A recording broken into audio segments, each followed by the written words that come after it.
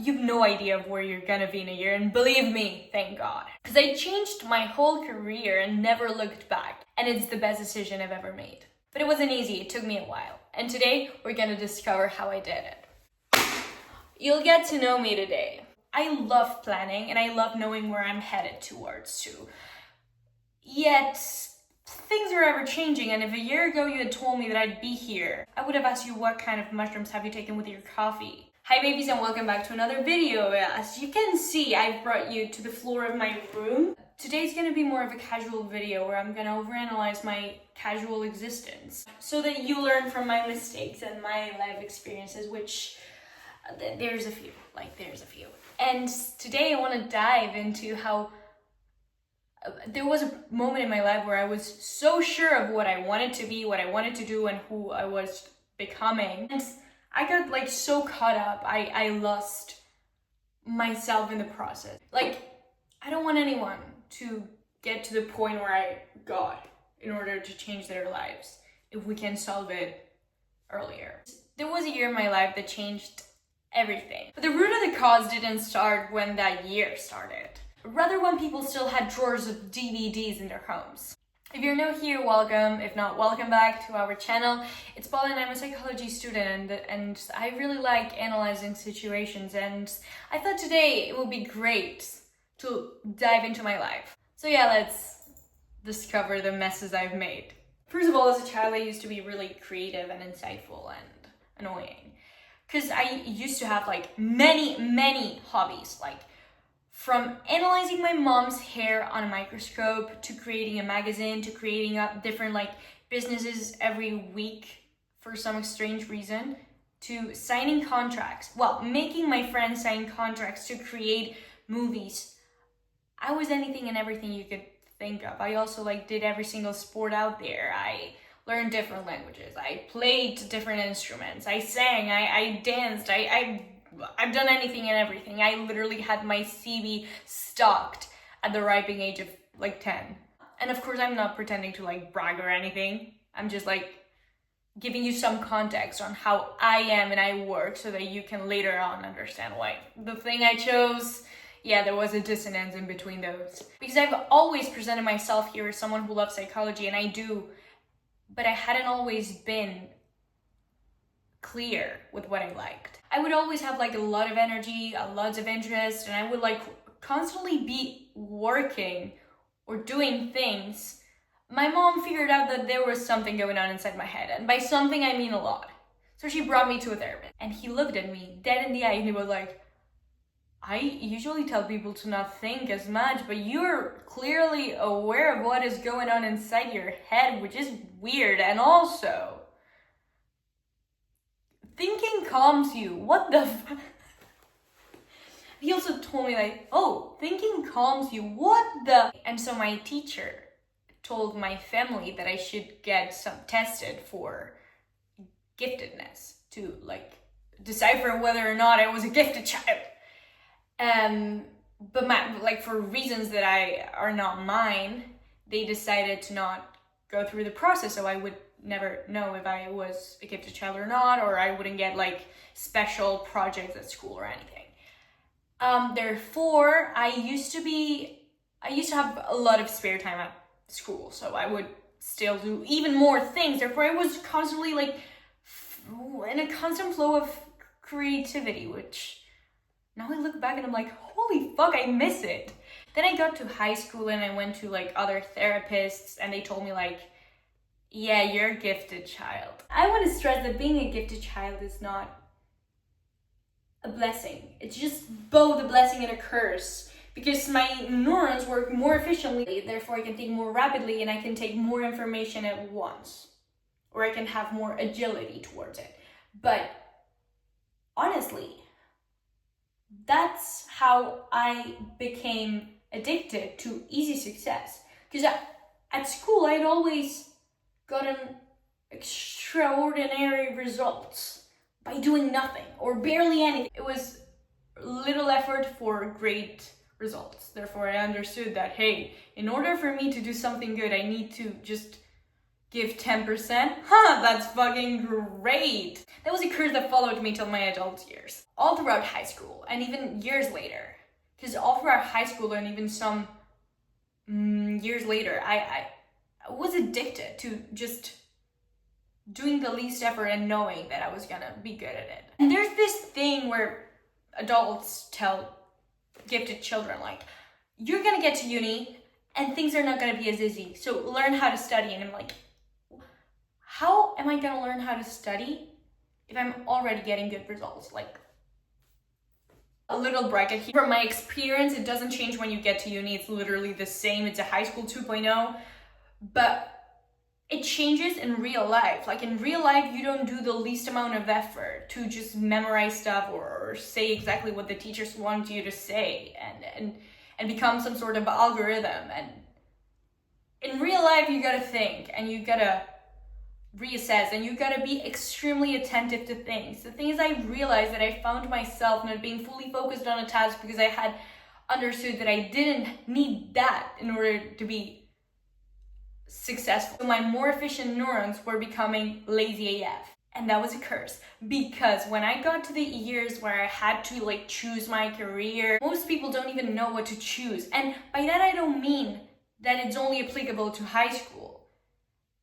It is applicable to everything in life because we are constantly making decisions, and I think it's gonna be helpful, so bear with me here. In my country, the last years of high school, you have like really structured paths and you gotta pick one. And I picked the social science one because why not? The thing is, I became so good, I was going to like national contests of economics, and I was presenting my dissertation on like economics. And I don't know why I got super focused on economics, especially because it was all about money, and I guess like, who doesn't want money? And I got caught up in the weird fallacy that I would be happy if I got money, which it's not true. Not completely true. Life is much more nuanced. And I got an honors degree. I got to uni for free. In my country, to get into a public university goes by the mark, and I had a relatively high mark. So not because I studied, because I literally, when I was supposed to study for the exam, there was like, I'm not gonna study. I have good memory. I literally remember everything I have been working on for the whole year. Yeah, I truly know. Honey, you didn't. It was the stupidest mistake I've ever done, to have this false sense of believe in myself. It's like, yeah, you can believe in yourself. It's good to believe in oneself and in one's abilities. But once it becomes a weird delusion of overestimating yourself, you're gonna fall. I still got to the uni I wanted. It was an English course. I was in a huge city. It was all I've ever wanted. Got there, first week of class. I was with a group of wonderful girls, and they were, trying to understand each other a bit better, and they were asking questions of like, so which branch of economics do you want to get expert in? And everyone was like, yeah, I liked logistics, finance. Some others liked the marketing and sales, or different departments of a business. And they turned to me and they were like, and you, what do you like? My literal response was like, do you guys know where cognitive bias is? No? Okay. I like the intertwinement of psychology and economy and how it affects the human behavior. And they were like, what the fuck is that? And I'm not blaming them. That was really weird of me.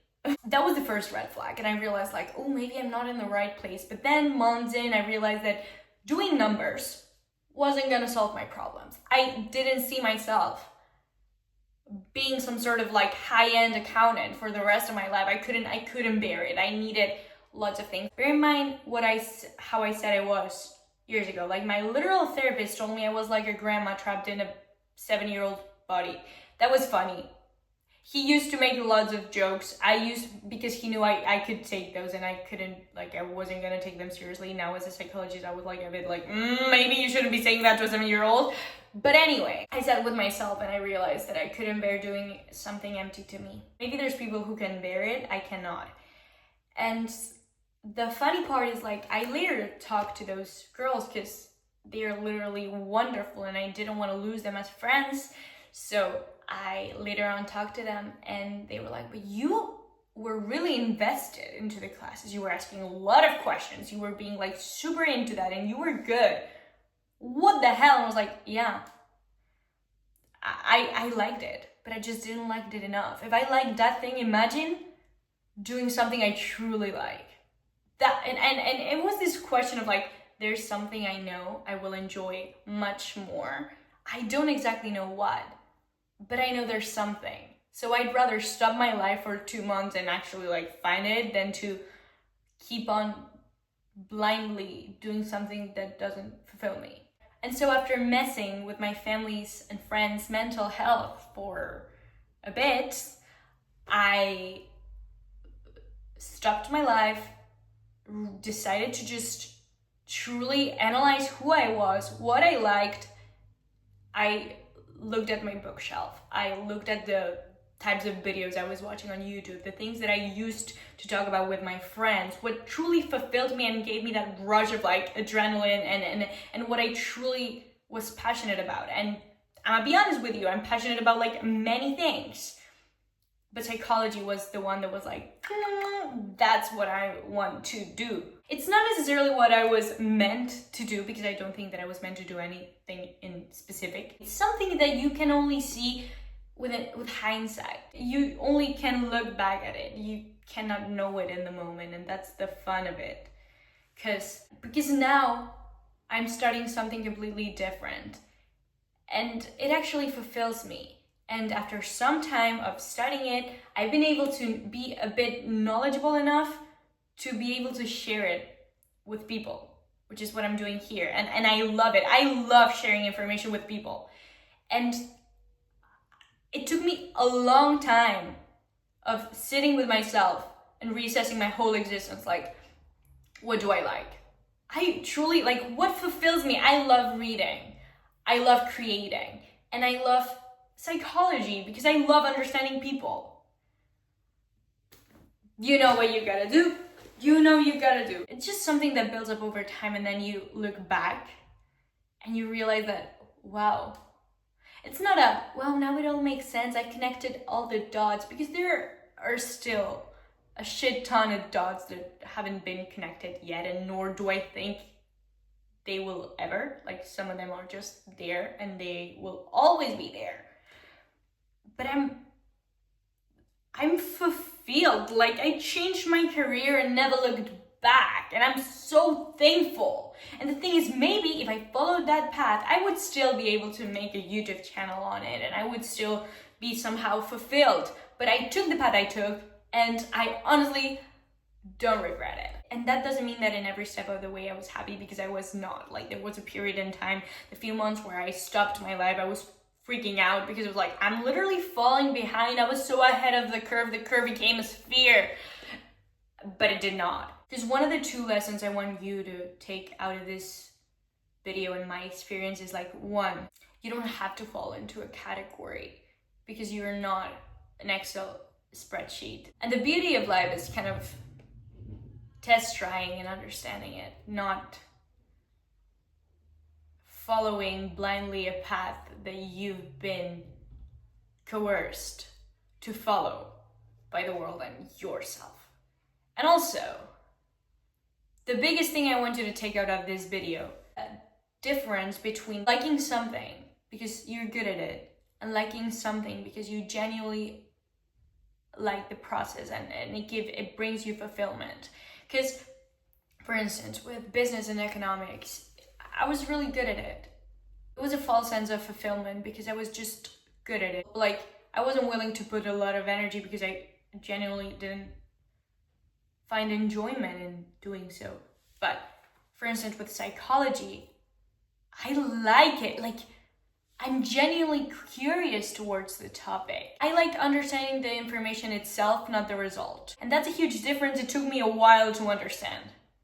And that's the main takeaway I want for you to understand. I want you to think about, what aspect of my life do I like by the results they gave me, and what aspects of my life I love because of the process themselves. And of course, it's not black and white. And most of us, for instance, I've been training in the gym for like 3 years now, and at first it was only because of the results. But now I've learned to just love the process. So it's not a black or white, and it's not a fixed judgment of the thing you love.